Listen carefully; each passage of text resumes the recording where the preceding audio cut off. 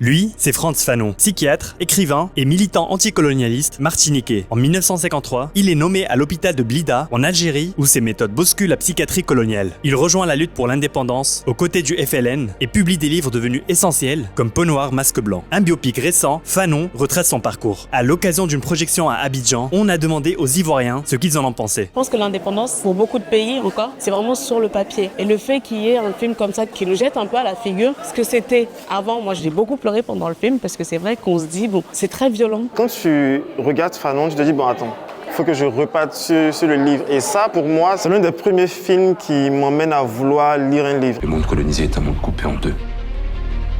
Vous ne les connaissez pas, ils sont dangereux. Vous croyez que vous allez changer la nature des Nord-Africains? Ce sont des hommes comme vous et moi. Fanon était un intellectuel, parfois compliqué à comprendre, compliqué à lire, et je voulais le rendre plus digeste, le rendre accessible. Et c'est vrai qu'en faisant un biopic, on s'est rendu compte que parfois il y avait un déclencheur auprès des générations pour encore retrouver plus loin les livres de Fanon. Non, franchement, c'était un super film. J'avais pas du tout regardé de synopsis ou quoi. Je savais pas du tout à quoi m'attendre. C'est un peu entre film d'auteur et grand public. C'est hyper intéressant et tu es captivé facilement dans l'histoire. Le film est très prenant sur 2 heures et malheureusement, j'ai trouvé la fin pour moi était trop rapide.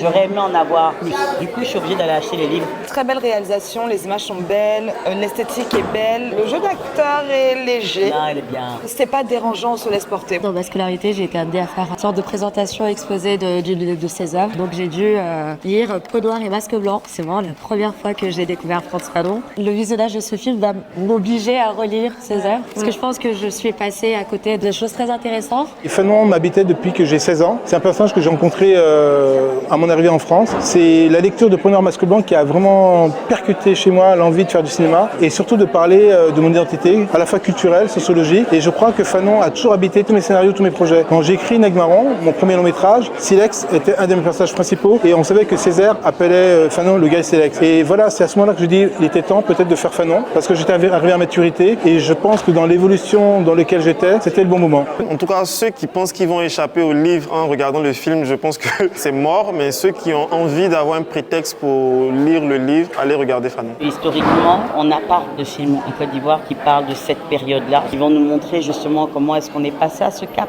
Plus on a une figure emblématique qui est Oufoué qui a quand même beaucoup œuvré, mais il n'y a pas beaucoup d'archives par rapport à ça. Donc Fanon, pour moi, je me dis que ça peut être une porte ouverte. Et si ça peut donner justement créer un peu d'émulation et donner à certains réalisateurs l'idée de dire ok, il y a matière. On a pu faire de Fanon un vrai événement. En partant en Tunisie, en partant au Maroc, en partant dans différents endroits, j'ai retrouvé toujours la même ferveur auprès de ce personnage. Fanon, c'est vraiment quelqu'un qui a éclairé le monde de par sa vision. Le langage du colon, quand il parle du colonisé, est un langage zoologique. On fait allusion à la puanteur, au pullulement, au grouillement, aux gesticulations.